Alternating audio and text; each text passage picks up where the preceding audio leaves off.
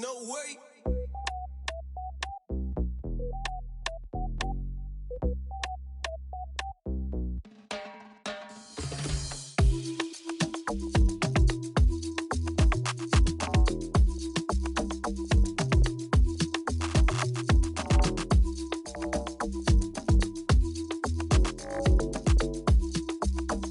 So I started with a ignition, drilled a hole, inserted it, and put the nut on the back side. Now my son has a key that he can insert like a real ignition, turns on and off, and the wires are connected to the ground, so it cuts the ground off. So this is the ignition cut wire. It's tapped into the ground. I cut the ground wire and then spliced this harness that I made. I put in a wire connector, so if I ever need to take the windshield off, I can just pull the connector apart, and this ignition cuts the ground off, which cuts the battery power to the pedal. So this is the lighting system that I installed. It starts with the battery that I got from Orvac Electronics in Fullerton, California. This is a 12-volt battery, just a lot smaller. It's just going to be running the LED lights. I purchased a PowerWheels connector, the original connectors that the PowerWheels come with from ML Toys online. So I could charge this battery with the same charger that I charged the original battery with. This battery rests down inside the battery housing underneath the hood. The wires come up to a power block that I added. If I ever want to add more accessories, I can. So these are the lights that I installed. I found these lights on Amazon, along with these little amber ones to go along with the Ford Raptor look. Headlights and fog lights are white. Raptor lights or grill lights are amber. The backside shows the wiring. Everything's all connected in series. All these connectors I got at Orvac Electronics along with the wire. These are all connected with connectors. If I ever need to replace a light, it's simple, I can just disconnect. Everything ties in, including the amber grill lights. Again, those are hooked up with a connector. If I ever need to replace them, I can. And then they continue on to the other side. Again, same connectors. If I ever need to replace any of these lights, I can. And they're all tied together with this main connector, which connects underneath the body here. Runs along the path for the factory headlight wiring of the F250. Goes underneath. The wiring runs along here and then down into the wiring channel that the factory battery wire runs in. I did have to modify this. If I ever need to take this piece off, I just notched this so the wires can come out. The wires connect in this wiring channel here to the backlights. Everything meets right here, and then the main wire comes up and connects to the switch that's in the dash, and I'll show you that next. So this is the lighted switch that my son can press and will activate all the tail lights and headlights, fog lights, and grill lights. This lighted switch was purchased at Orvac Electronics as well. That wire that I mentioned earlier that comes out of the wiring channel is the feed line, which is attached to the switch, and the other two power wire and ground wires that come off of the power block also feed the power to the switch, giving it the power for all the lights, as well as activating the light in the switch. And I will show you how that works once we get it all together. This is that wiring channel that I mentioned earlier. All the wires run down through here. They come out the bottom where all the factory power wires were ran. They come around the cup holder along with the factory wires and go down underneath the gear selecting switch and come back up. You can see the white and gray wires. They follow along the factory wires, come down here, and then they branch off to the passenger side and driver's side. They come up both sides and cut through here and out here to gain access to the side of the bed. These holes were drilled with rubber grommets installed so the wire could pass through and back out here.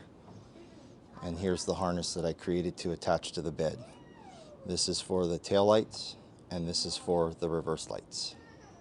So these are the tail lights, the red tail lights, as well as the backup lights. Again, these lights were purchased on Amazon together with the front ones. Holes were drilled and they were inserted. On the back side, it shows the wiring connectors, again from Orvac Electronics, that I put on the ends for easy replacement, as well as being able to remove the bed if I need to. So a quick look underneath the gear selector switch. Here is the gray and white wire running underneath. Those supply the power to the back tail lights.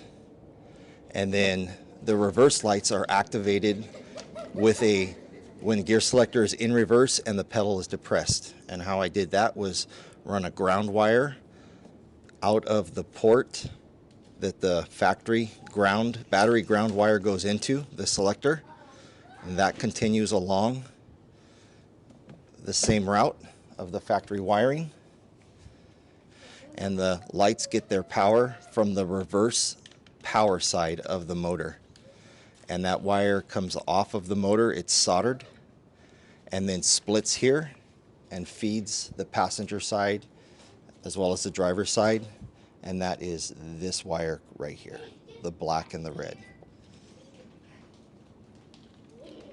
Those reverse lights come on again when the gear selector is in reverse and the pedal is depressed and he's backing up. I also took the original CB radio out and installed a PowerWheel's factory F150 radio in its place that's the same size. Plays tunes, AM, or correction, FM. Has a volume. Can play MP3, a plug for the MP3. I also added the light and the motor sounds button. So horn as well as engine revving. The light button isn't connected up because I'm using headlights. This is for a glowing surround light in the headlights. I do have the factory wiring for that and can connect it later if I want to change anything out.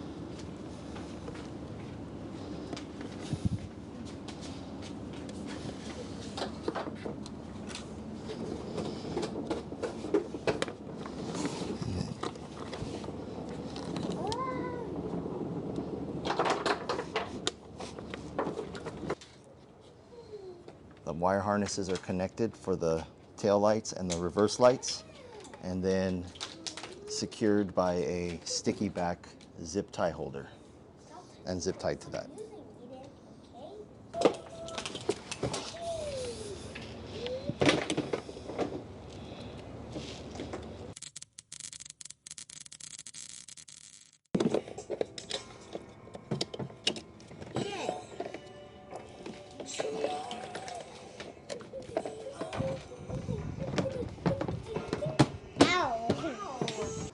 Okay, my son's going to demonstrate the ignition and how it works and powers up the truck. Right now the ignition is in the off position. The key is in the ignition, but it's in the off position. And when he depresses the pedal, there should be no power. Go ahead and press the pedal, Eric. Nothing, right? The truck's not moving. Okay, your foot's off. Okay, he's going to turn the key to the run position, so turn it on. The key is in the on position. Go ahead and press the pedal. Press the pedal. Press it again. Okay, good, good. Okay, now my son will demonstrate the lights. Eric, go ahead and turn the light switch on. The light switch lights up, showing the lights are on. Leave it on, Bubba. And you come around the front, you can see the headlights are on, the fog lights are on, and the grill lights are on. And then you can go around the back, and the tail lights will be on.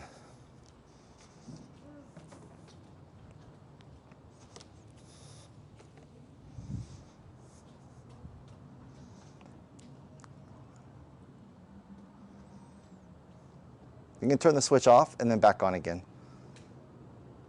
Turn it on. There you go. All the lights are activated by that switch. Okay. My son is now going to demonstrate the backup lights. Turn the key on, foot off the gas. Okay, put it in reverse. Leave those lights off. Put it in reverse. It's in reverse. Okay, you're going to back up towards mommy. And as he presses the gas, the backup lights should come on. Go ahead, drive backwards. Okay, and one more time, he'll demonstrate all the lights with the reverse lights. Go ahead and turn your headlights on, or all your lights on.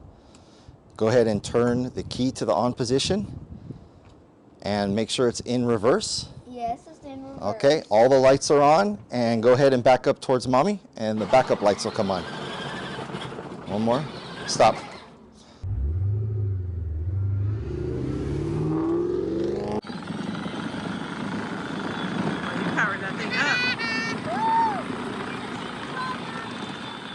That was awesome. You cranked that thing into power mode, huh?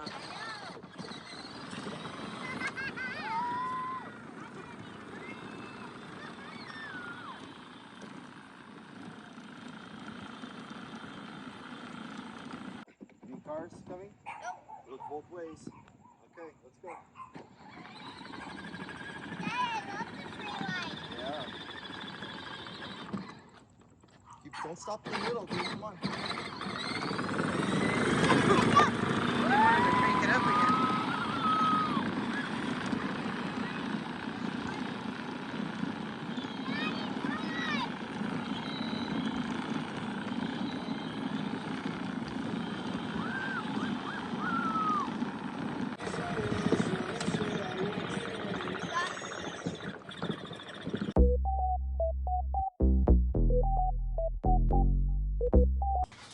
The next project is going to be rubber tires for better traction and a smoother ride.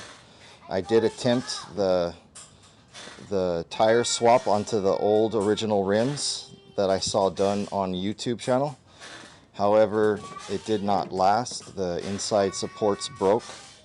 So I'm going to have to figure out a way to do this swap with some metal rims and adapting them to the car. So that'll be my next project. Rubber tires with inner tubes.